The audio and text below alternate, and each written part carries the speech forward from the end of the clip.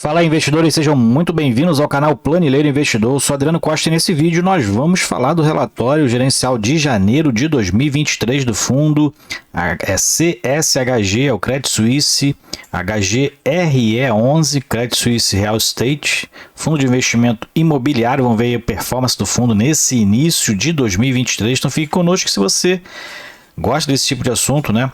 É investidor também de FIF Agro e FIINFRA, então se inscreva no canal, ative as notificações, deixe seu like, é o principal assunto aqui no canal, tá? Compartilhe esse vídeo também com outras pessoas e também vou deixar esse relatório na descrição do vídeo para você baixar, fazer uma leitura mais detalhada. Também o nosso link do grupo do Telegram aqui do canal, então se inscreva lá em curta distância. Vamos lá então, relatório de janeiro de 2023 do fundo HGRE11, fundo de lajes corporativas, fundo que tem caído bastante aí no mercado nas últimas semanas, né?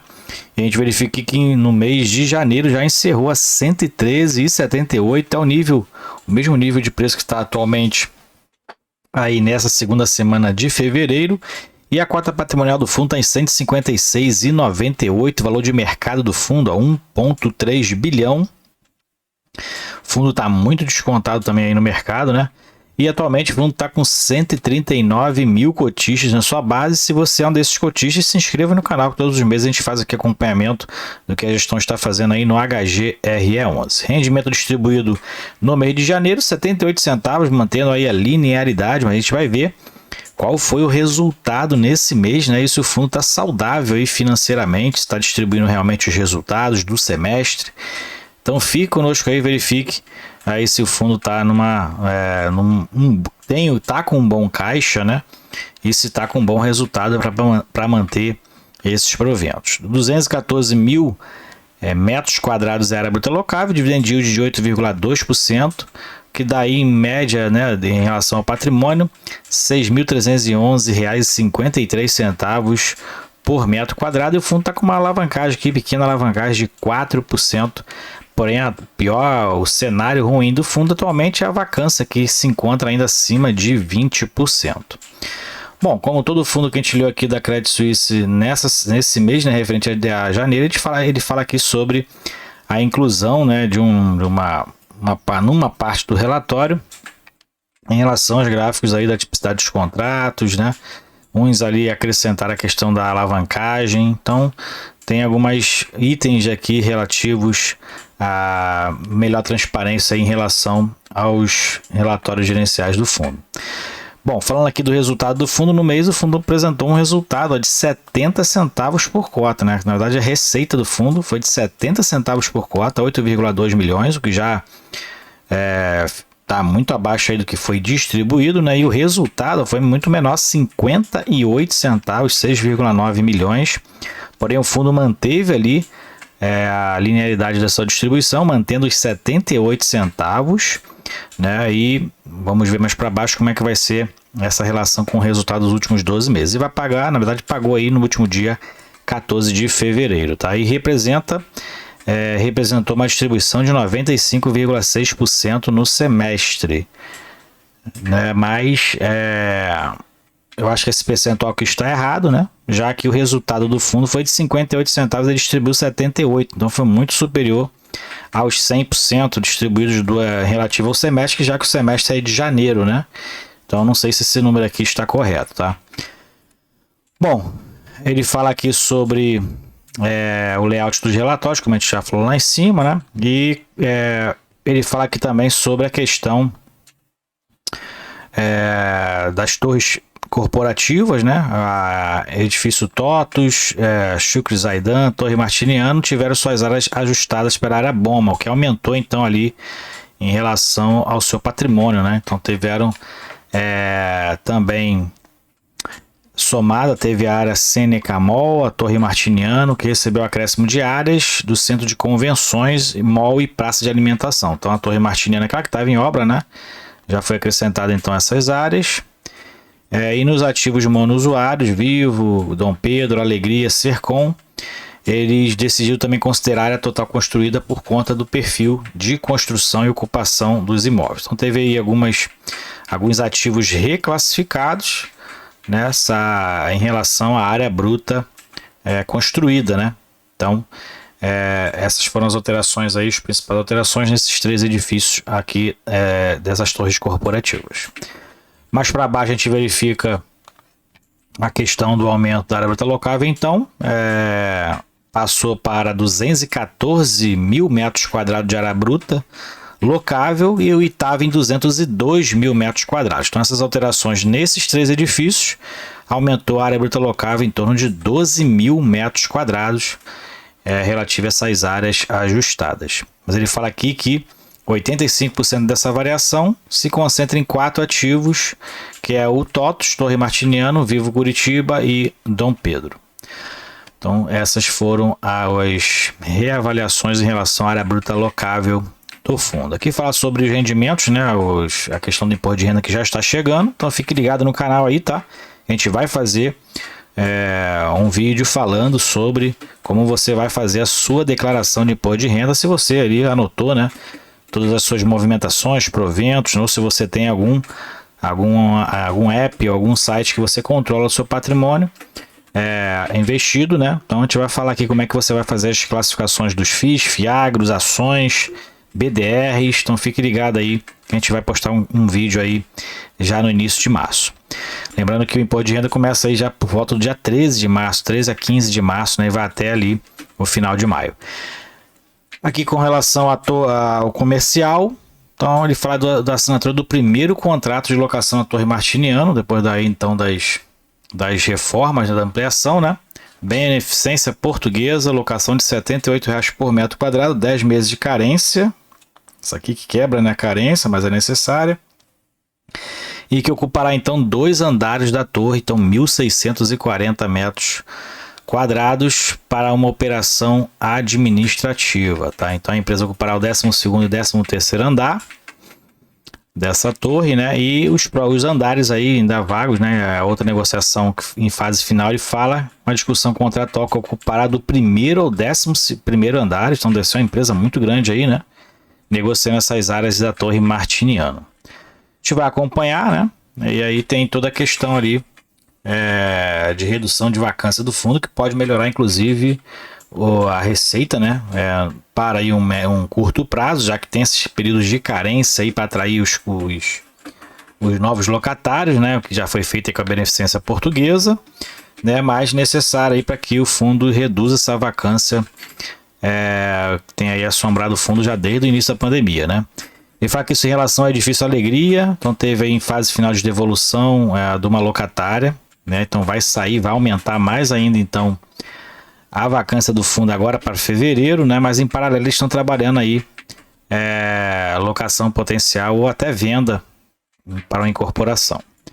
E Torre Rio Sul em fase final de diligência, esperam concretizar a transação nos próximos dias. Então a venda da Torre Rio Sul também, o fundo aí fazendo a rotação do seu portfólio, né?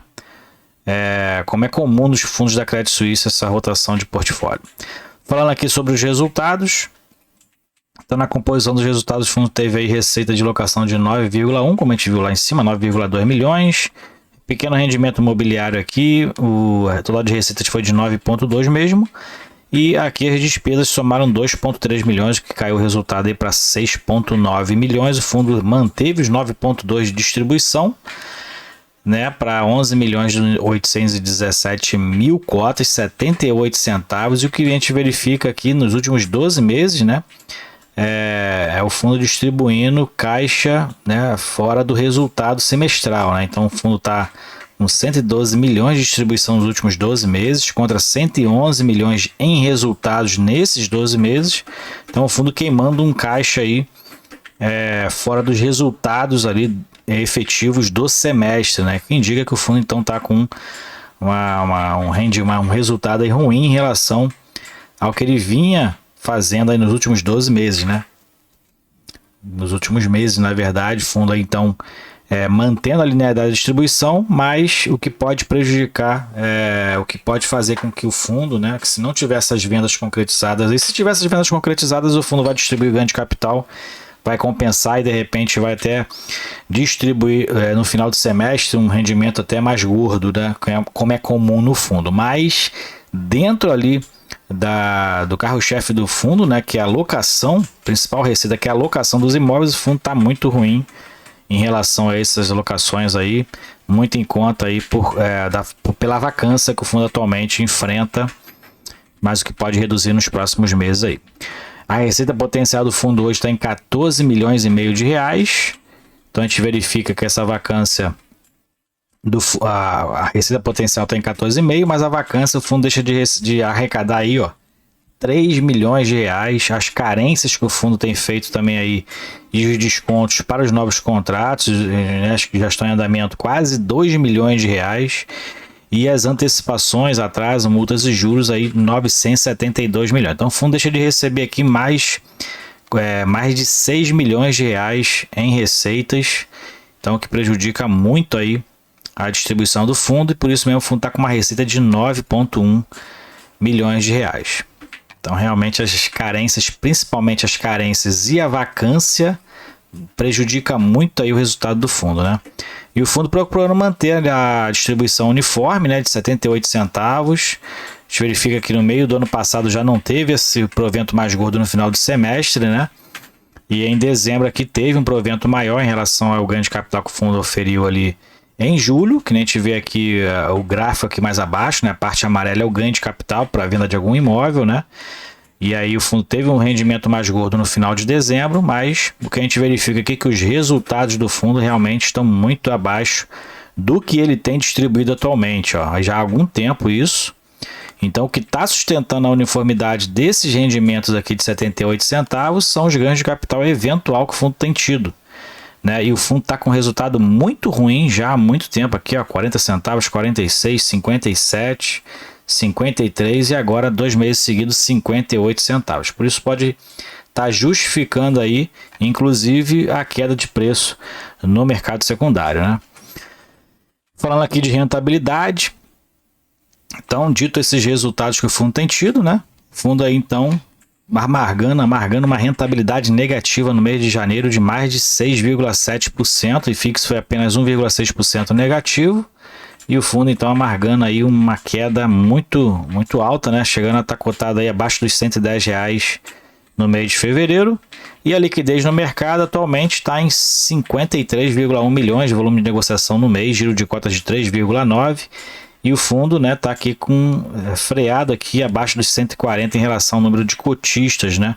Inclusive teve meses aqui que nem teve nem foi computada a quantidade de cotistas, né? Manteve-se aqui de outubro para novembro, mas muitos aí, né, meio céticos, mesmo com um preço muito abaixo do valor patrimonial aí do HGRE11. Falando aqui de composição do patrimônio, então a gente verifica que o fundo atualmente tem 1,8, né, bilhões em imóveis, e a alavancagem que o fundo tem hoje, que é muito pequena, né, como a gente falou, de 4%, são as aquisições através de CRI, e o que reduz aí então em relação às parcelas a receber também que o fundo tem, né, os ativos e os passivos, o patrimônio líquido do fundo está em 1,8 bilhões de reais. Então o fundo tem uma pequena obrigação aí, né? Como a gente verifica, vai verificar aqui um pouco mais abaixo, que é a aquisição do Shukri Zaidan, né? 73 milhões é o saldo devedor aí da compra desse imóvel através de CRI. Parcelas a receber do verbo divino, o fundo ainda tem aí 65 milhões a receber nos próximos 12 meses. O que vai manter, né? Provavelmente é o que vai manter ali esse provento de 78 centavos linearmente, né? Porque o fundo ainda tem aqui 2 parcelas do verbo divino para receber no ano de 2023. Aqui a distribuição dentro ali da cidade de São Paulo, né? O fundo está mais concentrado em São Paulo, tem 2 imóveis no Rio, um no Paraná e no Rio Grande do Sul. Então o fundo mais concentrado na região de São Paulo. E a gente verifica aqui que os aluguéis corporativos e o restante do fundo, os aluguéis corporativos têm uma representatividade maior em relação ao aluguel por metro quadrado, como a gente verifica que quase R$100 por metro quadrado, são os aluguéis das torres corporativas e o restante, né, dos outros segmentos em torno de R$70 por metro quadrado. E o fundo ainda está ali com uma vacância acima de 20%, que deve aumentar um pouquinho agora para fevereiro, né, pela vacância que já foi anunciada mais para cima. E o vencimento dos contratos médio está em 5,1 anos, a maioria vence 85% vence só a partir de 2026. E o indexador de reajustamento praticamente está meio a meio ali entre IPCA e IGPM. E o principal locatário, os principais, na verdade, né, as exposições que o fundo está em relação à receita contratada através dos locatários, somente a TOTVS e a Vivo, o fundo tem quase uma dependência de quase 50% da sua receita vem desses dois imóveis, né, desses dois inquilinos, quase 50%. Concentrado nesses dois locatários, né, que causa aí um certo risco, né, para o fundo, né, e uma preocupação, mas são empresas consolidadas, porém essas empresas vivem mudando aí de estratégia, né, e pode, é um risco realmente inerente ali ao negócio, mas pode acontecer. Aqui a questão da alavancagem, então, fundo que tem dívidas aí até 2028 em relação ao Shoko Zaidan, né, o saldo devedor. E aqui é em relação à amortização também, em relação ao CRI, né, o fundo que paga em média 5% do seu resultado médio para pagamento, né, dos juros desse CRI. Aqui são os principais eventos que teve ultimamente, né, aí do fundo. Então, mais atual está mais para cima. Então, a gente vê aqui a assinatura do instrumento particular de compra e venda dos conjuntos lá da Torre Rio Center, a Torre Rio Center, que é o que a gente viu lá para cima, né, que está para se concretizar. Então, para o fundo vendendo aí alguns conjuntos dessa Torre Rio Center. Bom, mais para baixo a gente verifica que a questão do acompanhamento dos serviços, né, em relação à Torre Martiniano, retrofit e a expansão, então ainda está em andamento aí, né, previsão aí de parte física, na verdade já encerrou em fevereiro, né, então em fevereiro aí a parte física dos serviços já se encerrou, falta aí concretizar a parte financeira e os desembolsos aí foi em torno de 2,6 milhões em fevereiro, né, então fundo aí finalizando esse retrofit expansão da Torre Martiniano. Bom, mais para baixo a gente verifica os imóveis do fundo, são diversos imóveis que o fundo tem, né? Então alguns aí em negociação para venda, né? E a gente está acompanhando então essa reformulação que o fundo tem procurado fazer aí, se desfazendo de alguns imóveis, né? Que tem tentado alocar já há algum tempo. Então é isso aí. Isso aqui é o patrimônio líquido médio nos últimos 12 meses, informações do fundo que tem desde 2008, né, um dos fundos mais antigos aí do mercado. Então partindo aí para 15 anos de mercado, fundo administrado pela Credit Suisse, gerido também por eles, tem uma taxa de administração de 1% sobre o valor de mercado, que está em baixa, né? E já fez 9 emissões de cotas, ok? Então é isso aí, relatório gerencial da HGRE 11, fundo de lajes corporativas, que segue aí sofrendo em relação à parte financeira, né? Fundo procurando reoxigenar o patrimônio. Vamos acompanhar então os próximos capítulos aí, se o fundo vai manter essa linearidade, essa uniformização, quase que não sai, dos rendimentos através do ganho de capital, mas os resultados mesmos do aluguel, dos aluguéis, que é o carro-chefe do fundo, está muito abaixo aí por conta da vacância e das carências que o fundo tem concedido, ok? É isso aí, fiquem com Deus, até o próximo vídeo, tchau, tchau.